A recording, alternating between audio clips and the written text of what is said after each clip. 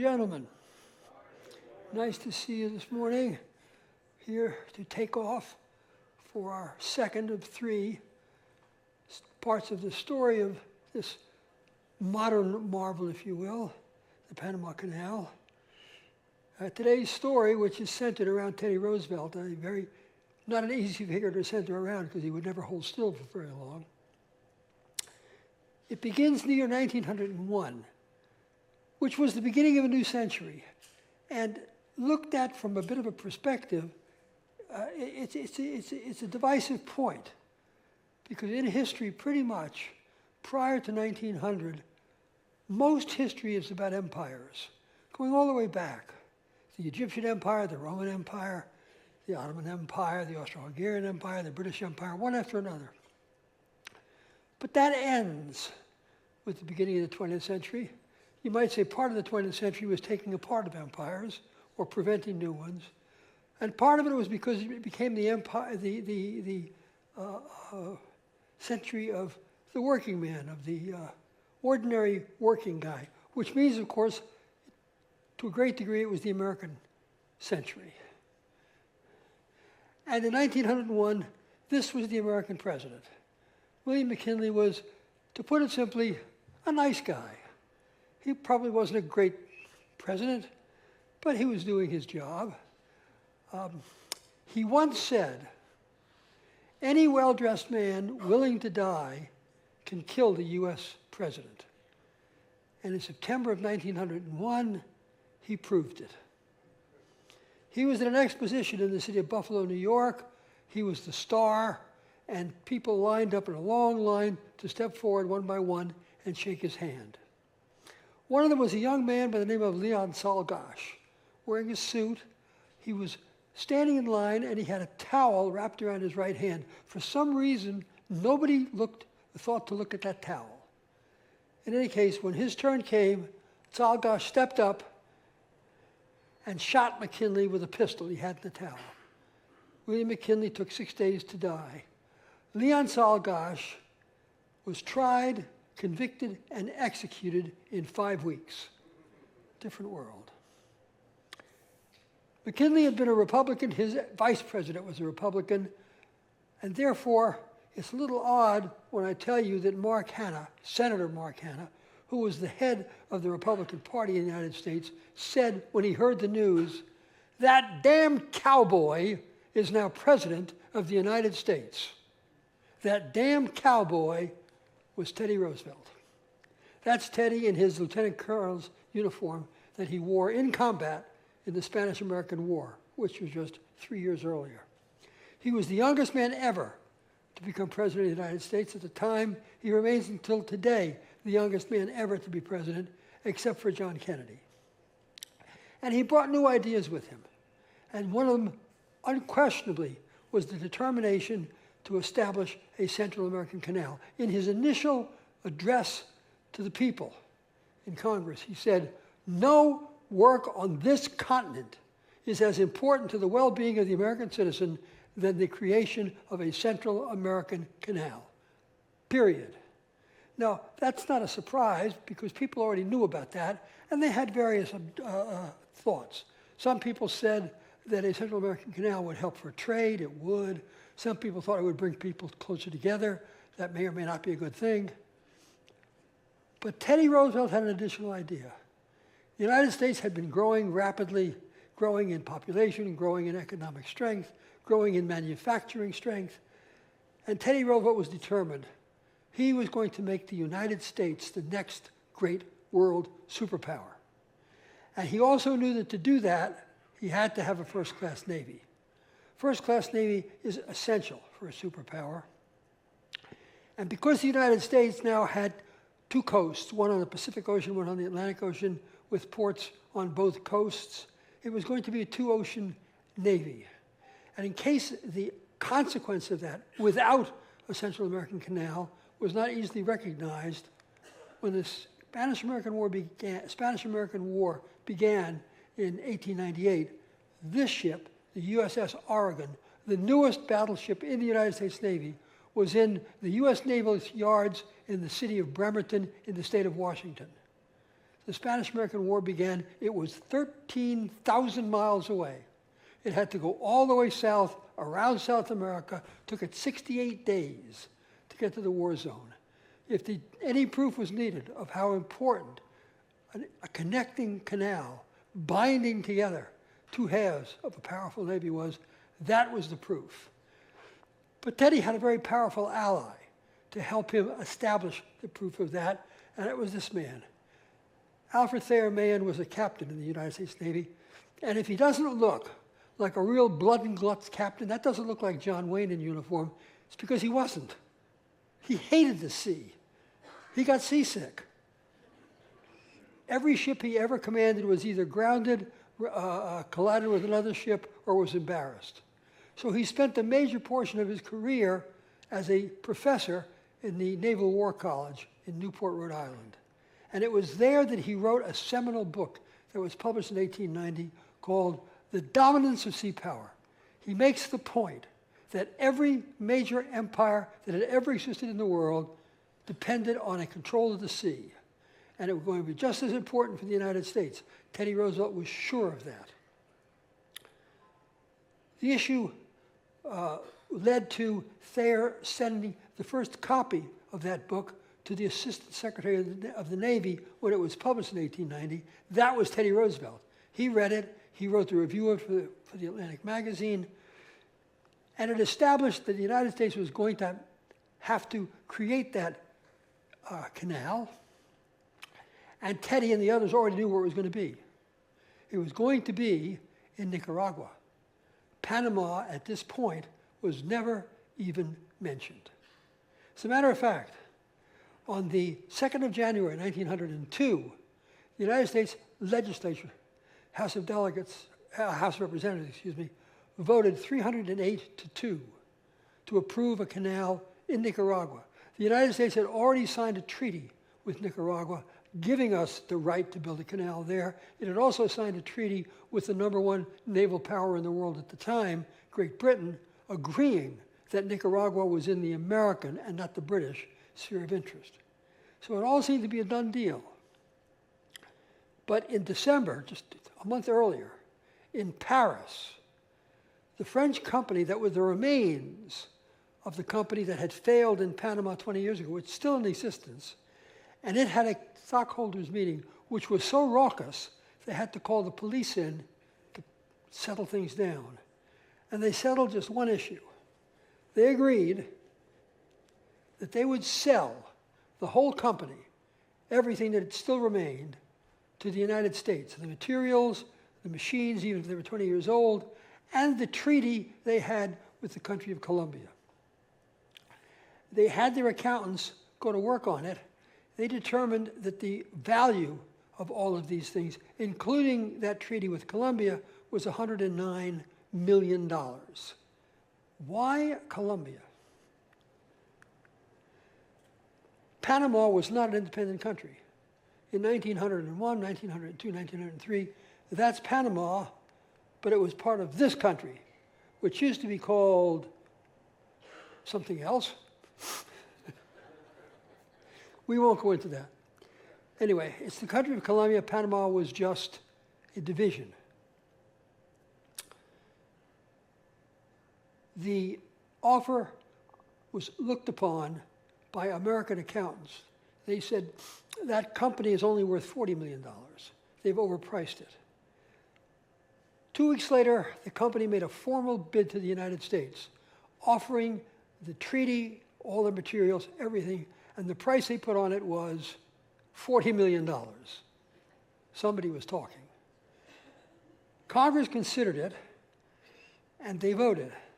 They said, we will accept that bid, we will buy that company, and we will shift our interest to Panama as long as Colombia is willing to go along. If Colombia is willing to be agreeable in making the arrangements, the deal is a deal.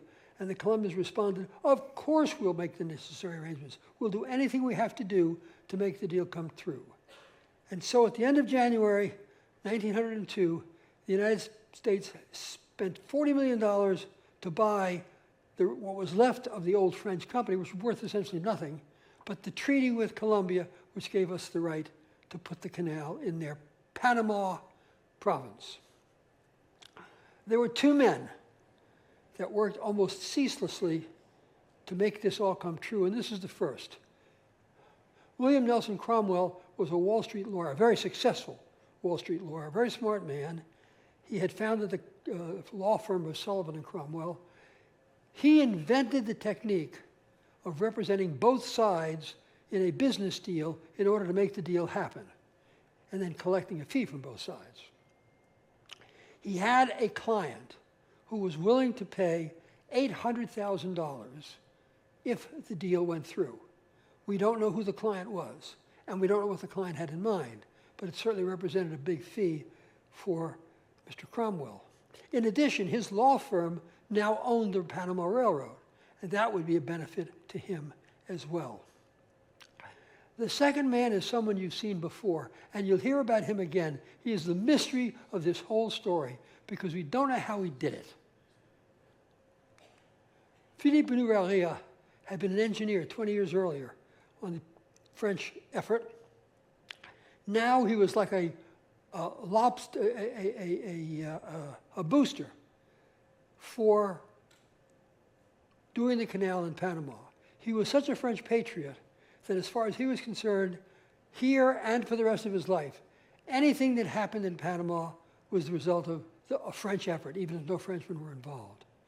He would routinely come to the United States, travel and speak about Panama versus Nicaragua. We never have learned where he got all that money, but he kept it up, and he lived extremely well in Paris. And he made 2 points. Panama was already a place that was started, it was shorter, and there were volcanoes in Nicaragua. That wasn't a major point, but they did exist, something to put in the back of your mind. On the 3rd of February, 1903, the U.S. Senate subcommittee on this issue met to discuss and then decide what to recommend to the full Congress in terms of where the canal should go. The man who led that subcommittee was this man, Senator John Tyler Morgan. He was known as the brains of the Senate, a big man, powerful, very smart, and he ran that subcommittee. And he ran it with a classic iron fist inside a velvet glove. What he wanted is what they got. He wanted Nicaragua. He liked Nicaragua. They met, they heard various people testify, and then they voted, and they voted 7-4 to recommend Nicaragua to the major body of the Senate.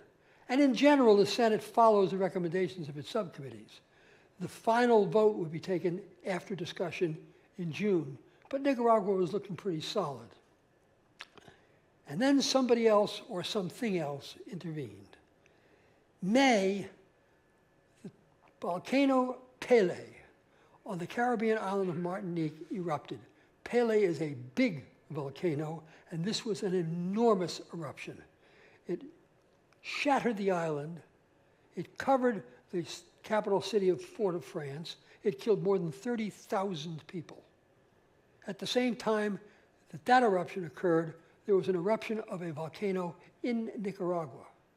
Suddenly, volcanoes were a big deal. When discussion began in June, open debate over this issue, the first person to speak was Senator Taylor, and he spoke very well. Nicaragua is still the best bet. The volcanoes are far away. He laid out a very nice case, and it sounded pretty good. The next speaker was going to be John Hanna. I'm not sure that I've got his photograph. Yeah, this is Mark Hanna. Mark Hanna was the Republican head of the Republican Party. He spoke well person to person. He didn't speak well in public, but this talk could have been the most important speech he would ever give. Because an election was coming up in 1904, And Teddy Roosevelt, although he was president, had never been elected as president. It was not a given that he was going to be nominated again. A lot of people thought that Hanna might be a better person. And the particular individuals that were most vocal about this were the Wall Street branch of the Republican Party, a very powerful and important branch. Teddy Roosevelt, remember, kept talking about busting the trusts. It made them very uneasy. It was Hanna's job to offset that. Cromwell had written his speech, Hanna gave it, and it was a good speech. After the speech, a number of senators said they liked the idea of the Panama Canal, and obviously votes were shifting. All well and good, but Bonaventure didn't like just pretty good. He wanted it to be more certain than that. He liked to make certain that his will or his desires would be fulfilled. And he knew about this stamp.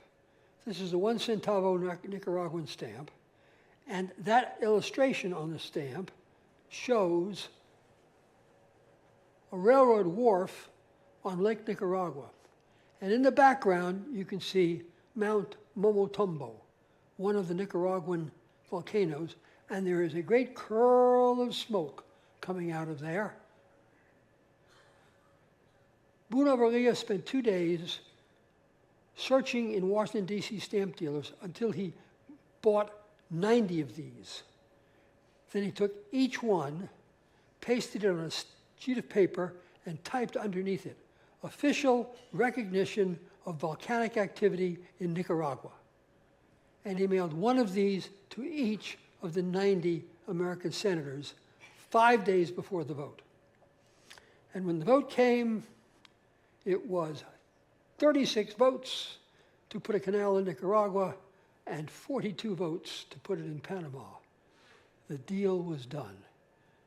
The representatives followed. 2 days later, the United States was going to build the canal in Panama. There was, of course, this matter of getting a treaty with Colombia. They said they'd do anything that was necessary. They promised to be fully cooperative. They lied. When they saw the position they were in, they said, "No, I think we want more." But we agreed, the United States said, to this and that and the other. And the Colombians said, "Not anymore." And Teddy Roosevelt said publicly, "I do not believe that that Colombian bunch of jackrabbits should be allowed to block a future highway of human progress." Should be allowed. Well, what was the relationship between Panama and the rest of Colombia? It's a very interesting relationship indeed. This is the ambassador from Colombia, Dr. Thomas Heron. And I have to make a point in passing because I think that it's important that you know that I'm not biased because Dr. Heron and I have a connection. Thomas Heron graduated from Georgetown University in 1863, and so did I, a few years later. In any case, Heron had presented that first treaty, which Colombia wouldn't accept. Now, this is a map of Colombia and Panama. You've heard, I'm sure, or maybe you haven't, that the Pan American Highway runs nonstop from Alaska down to Cape Horn. You can drive your car the whole way as long as you have enough fuel. That's not true. It's never been true. There is a 50-mile stretch of the Pan American Highway that has never been built. And it's right here, the Darien Gap between Colombia and Panama. It is 50 miles of the world's worst jungle imaginable. I mean, worst jungle imaginable. Poisonous snakes, poisonous insects, rivers that overflow their banks. It's totally impossible. To this day, it has never been built, which meant, of course, that back in 1903, it was a block between Colombia and its province of Panama. It was like they were two separate countries, maybe even on two separate continents. And the Colombians treated the Panamanians as second class, maybe even third class citizens, which the Panamanians hated.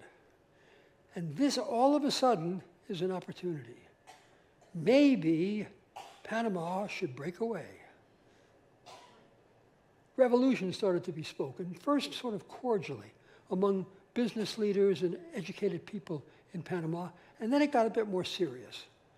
This man, Dr. Manuel Amador, was a physician who worked for the Panama Railroad. He spoke perfect English, and he was selected by these sort of what we might say dinner table rebels to go to Washington, D.C., speak to the American government and determine how much of a support will the American government give any rebellion, if there is a rebellion, in Panama. John Hay, U.S. Secretary of State, is the man he spoke with, and Hay gave him a very simple answer. The U.S. is going to build a canal in Panama with or without Colombia's agreement. Well, that sounded pretty positive to him. At the same time, guess who? Bonaventure came rushing over from France and became part of the rebellion as well. This piracy of the government of Colombia threatens the work of Frenchmen. Amador went back to Panama. Bonaventure stayed in Washington and continued speaking. He actually spoke with President Roosevelt and asked him directly, will you support a Panamanian rebellion? Roosevelt wouldn't say yes or no, but he clearly gave an answer. And then he said, if that man didn't understand me, he's not very bright. He was very bright. At the end of October, Bonaventure sent a telegram to Dr. Amador. Dr. Amador responded, the presence of an American warship in Panama would be very useful. Bonaventure got that telegram. The next day, he paid a visit to the United States State Department in Washington, D.C. And the day after that, an order went out to the USS Nashville, an American light cruiser anchored in the harbor of Kingston, Jamaica. Proceed to Panama. And they did.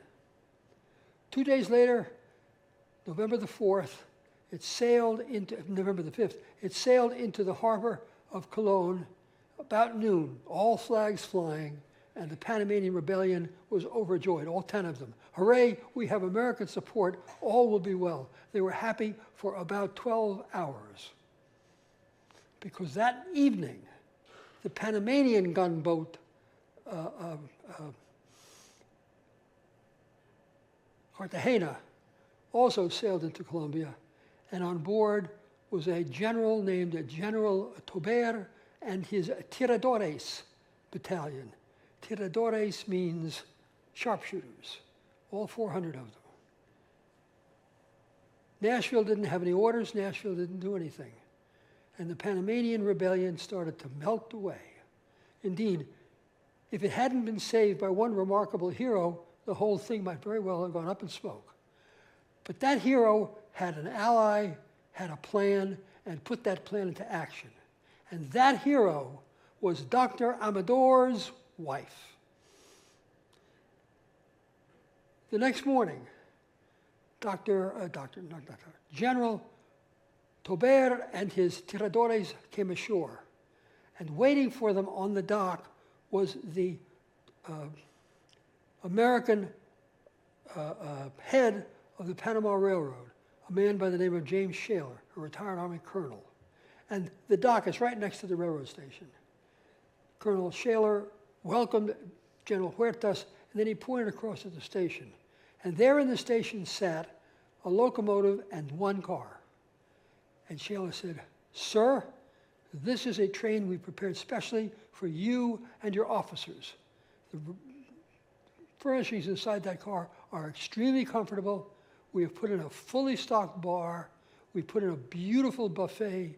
We have waiters waiting for you. That train is just for you and your officers to go from here across to Panama City." Directly behind it, and he pointed to them, was another train, locomotive, and several passenger cars.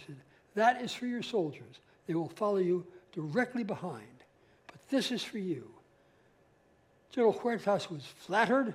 He and his officers got into their special train, and it chugged off into the forest. The second train was brought up, and the 400 tiradores got into the several passenger cars. In order to ensure their comfort and give them plenty of room, their rifles and their boxes of ammunition were taken from them and carefully packed into the last car, which was a boxcar. It was filled, it was locked, and then that train started off.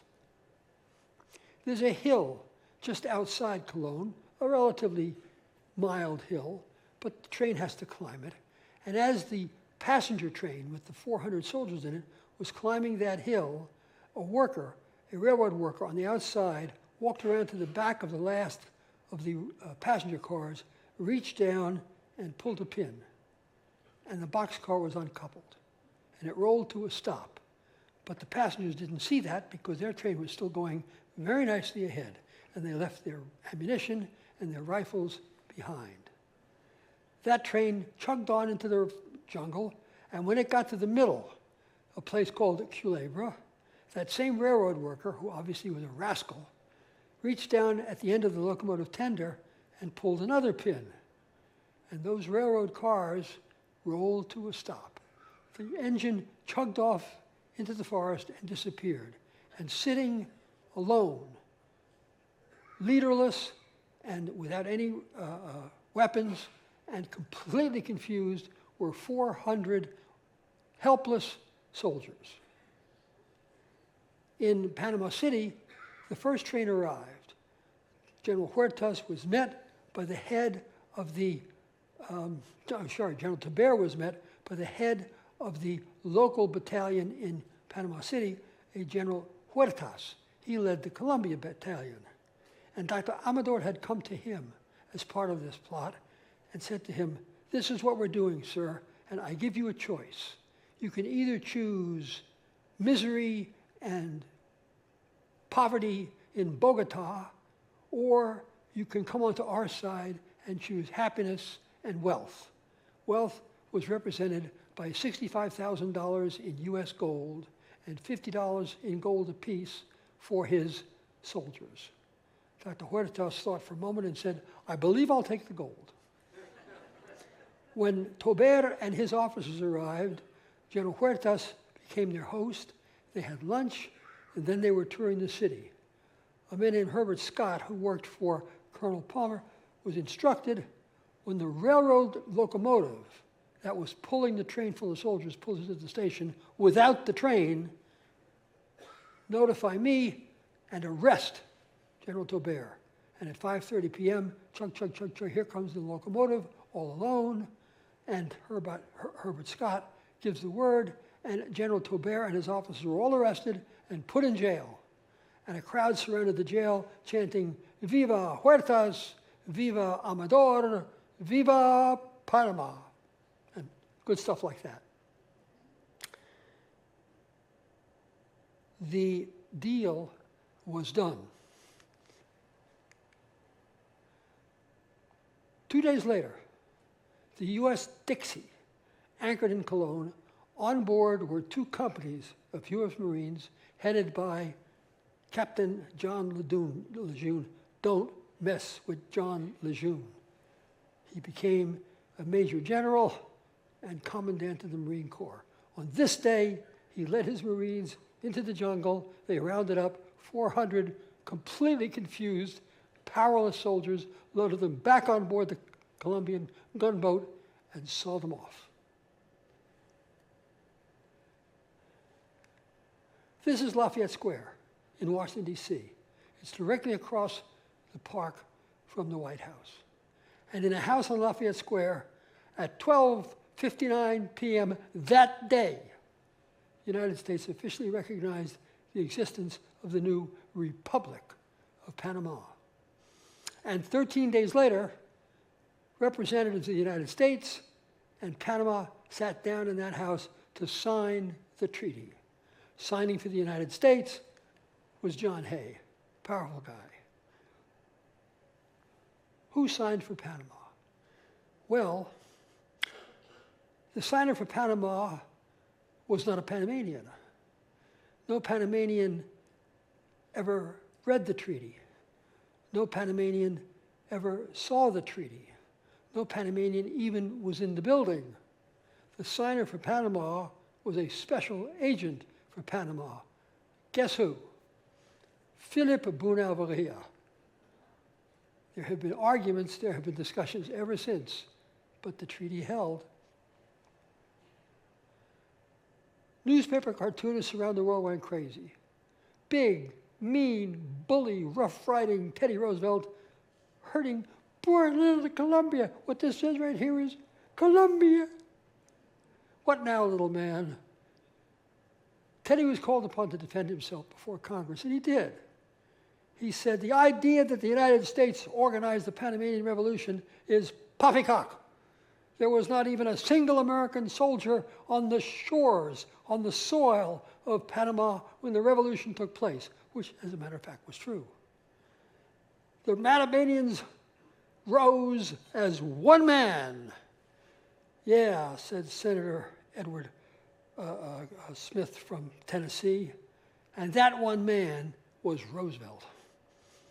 But the deal was done. We had Panama, we had the treaty, and there was one other little problem called yellow fever. It had been a disaster to the French. During the Spanish-American War, some 935 American soldiers were killed in combat. More than 5,000 died of yellow fever. Now, in 1905, where all of this is happening, we're still probably half a century away from being able to cure those diseases. They remained a mystery. The cause of the disease remained a mystery. Finally, it was discerned that malaria is caused by a little one-celled parasite. Look through a microscope at the blood of a malaria victim and you can see them. But if you look through the blood of a microscope at the sufferer from yellow fever, you saw nothing. What was causing this disease? It was it was a kind of a creature, and maybe I'm being a little bit loose in using the term creature, whose existence had not yet been discovered. Yellow fever is caused by a virus. You can't see a virus through an ordinary microscope. I had no idea what it was caused by, but we knew how it was spread, finally. Because of those terrible losses in yellow fever during the Spanish-American War, in the year 1901, the United States Army established the Yellow Fever Commission with the specific job of determining once and for all how was yellow fever spread. And they picked a doctor to run this problem. They set up a big research facility in Cuba, just outside of Havana, and they picked this man to run it. Oh, not Elihu Root. I skipped over Elihu Root, and I shouldn't have. This is just a minor point. Elihu Root was a member of Roosevelt's cabinet who also responded to these arguments as to whether or not the United States was guilty of fooling with Panama. And when Roosevelt said to him, "Have I made my case, Elihu?" Elihu said, "President Roosevelt, you have proven to us that you were accused of molesting someone, and in fact, you are guilty of rape. But that's something else." This is the man who was put in charge of the research station in Cuba to determine who or how yellow fever was spread. And he put together a remarkably simple experiment. By the way, he was aided. If you recall in the last talk, I mentioned Dr. Carlos Finley, who thought he had discovered the mechanism, the mosquito that carried yellow fever. Dr. Carlos Finley, Dr. Reed hired Carlos Finley as one of his workers. And together they put together this experiment. They had two barracks, identical, next to each other. They had put together a body of volunteers by offering $50 a man or woman willing to be a volunteer, and quite a number came forward. One of them was a doctor himself, part of the U.S. Army Medical Corps, by the name of Jesse Lazaire, who came from Baltimore. And there was one woman Her name was Clara Louise Moss, and she was a nurse from Montclair, New Jersey. Reed, just blindly, divided the volunteers into two groups. In the first barracks, let's call it Barracks 1, half of the group would stay and sleep. Now, yellow fever is an acute disease. When you catch it, you get sick fast, and you get very sick.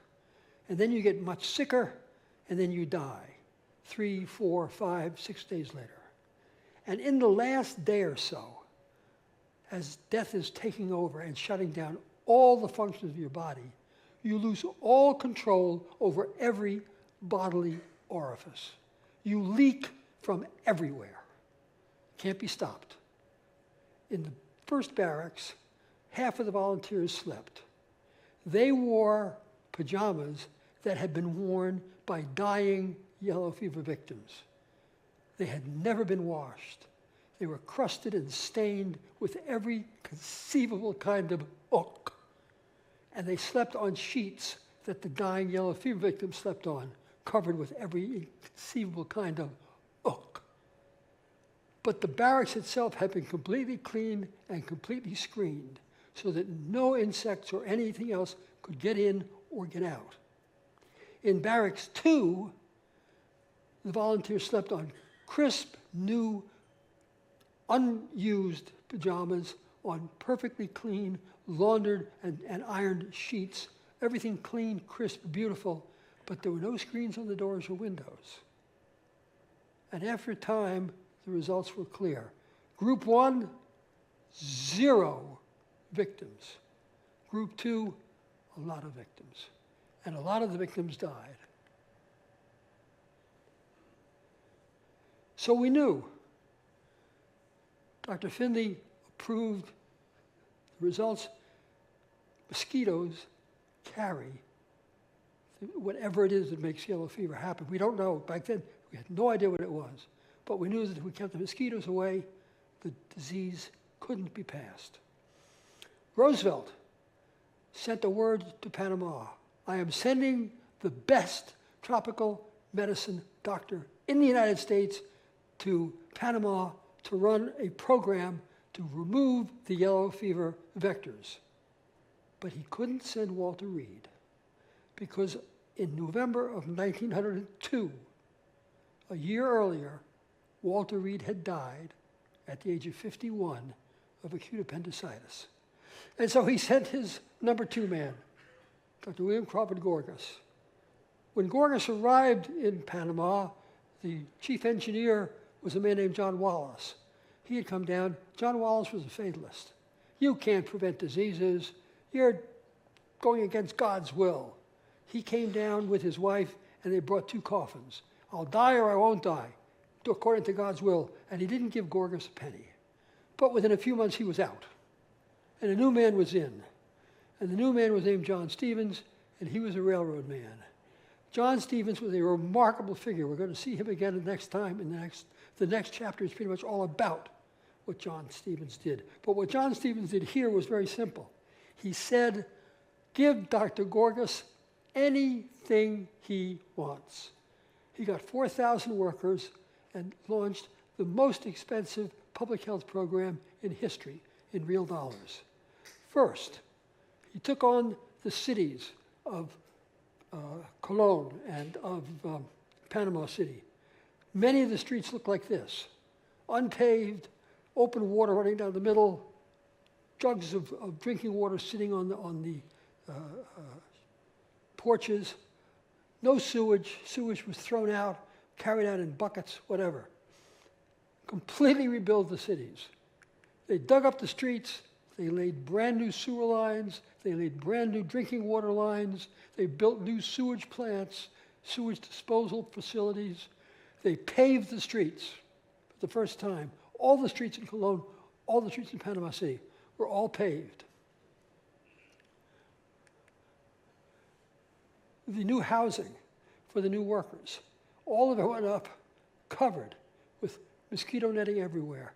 Gorgas used 92,000 square feet of screening to make everything mosquito tight.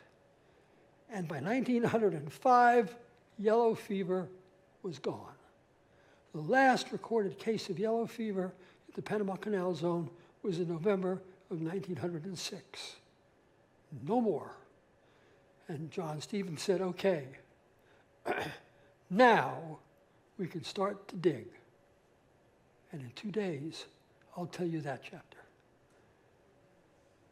This has been the story of Teddy Roosevelt and what it took.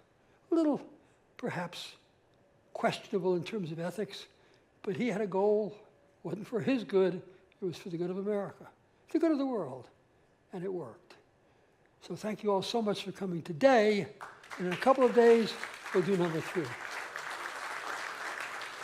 I'll be outside if you have any questions. Thank you all for being here.